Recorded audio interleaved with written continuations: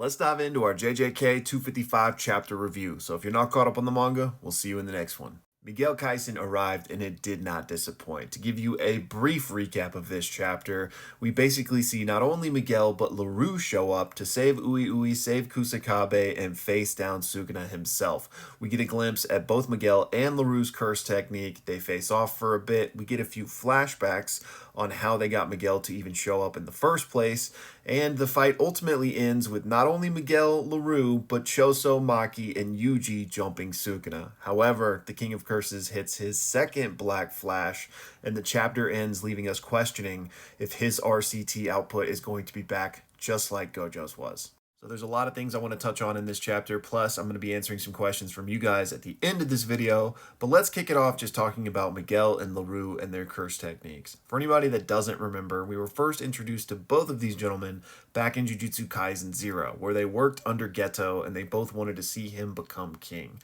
Obviously, that didn't work out, right? But we have seen Larue since then in the Shibuya incident, and we know him to have actually been working with Yuki. She makes some comment at the end of Shibuya that she's trying to buy time for Larue to basically save everyone else.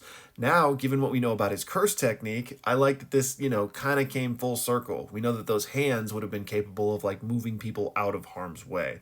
Plus, he just seems to be pretty strong considering he's going up against the King of Curses, right?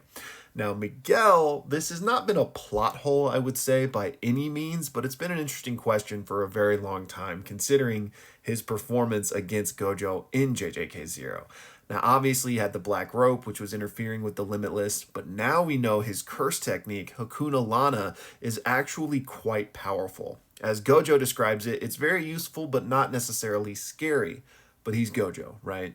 So Miguel's curse technique is Hakuna Lana, which is actually Swahili for there are no curses. Now there's been a little bit of, nuance in the translations here, but that's pretty much what it means.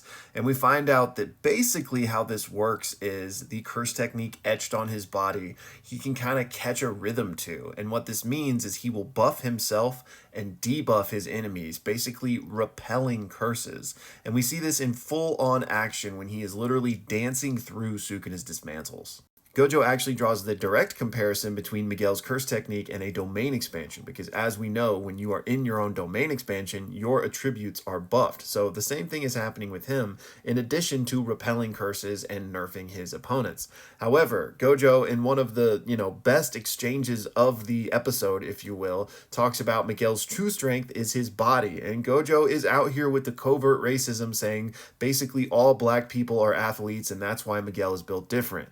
But Miguel corrects and humbles Gojo by telling him, it's not because I'm black, I'm special because I'm me. And on that note, Gege's writing was just on point this chapter. We've got social commentary, but right there hand in hand, Miguel is just being hilarious. He is quickly becoming one of my favorite side characters. And again, to cite back to how formidable of an opponent he is, Gojo even says that if we were in a one-on-one without using curse techniques, simply using cursed energy reinforcement and our physical abilities, Miguel would win the sprint and I would win the marathon. But I mean, of course, it's Gojo. But the fact that Gojo even considered one hypothetical facet of that battle to Miguel should speak volumes. And then for just a brief recap of Larue's curse technique that we learned about here, it's called Heart Catch. And he can manifest these giant hands that do what hands can do, right? We see him use it offensively, but also defensively when he uses it to drag himself out of the way. We also learn that the hand can be destroyed and he can recreate it indefinitely, but 1/10 of the damage will be redirected to him. Now, other than the Suguru Geto fan club, we also got the reconvening of the Jump Squad. Not pictured is Choso. Now, who I want to focus on mainly here is Maki, because a lot of people thought she was down and out after that Black Flash. Me personally, I didn't think so. I always thought she was coming back because we know that heavenly restricted people are built different. If you recall back during the Curse Naoya fight, she got pretty torn up, but she just told Noritoshi Kamo, just give me a minute, I'll recover. And that's because we know heavenly restricted people are just able to function on whole other levels, right? They don't have RCT, but they can just heal naturally via their own boosted immune system, if you will. So I always thought she was coming back, especially coupled with the fact that Sukuna made such a big deal about testing his role against her. If it was simply over with one Black Flash, that would be pretty disappointing. So I was not surprised to see her back, but I was surprised to see her just clip off another one of Sukuna's Sukuna's hands. Obviously a huge moment. Yuji touches on it, saying this is our chance, but of course, our man then hits his second black flash, which means, presumably, his RCT is going to come back just like Gojo's, but what else may he get back at this point? Is the domain coming back online? And if so, what the hell are they going to do? Maybe, just maybe, they need some outside assistance. Now, if you didn't see this sketch yet, I put a video out on it earlier. You guys already know I'm on the Gojo Cope train, but, I'm not saying it's happening next chapter or anything, but if Sukuna is on the rise and is going to continue to do so, this is only one of a few options I think could even give the good guys a chance. And while we're on the Gojo train, I've actually got this question from Brandon, who wanted to know if I think the good guys knew Gojo would lose or if they just had a very detailed backup plan just in case.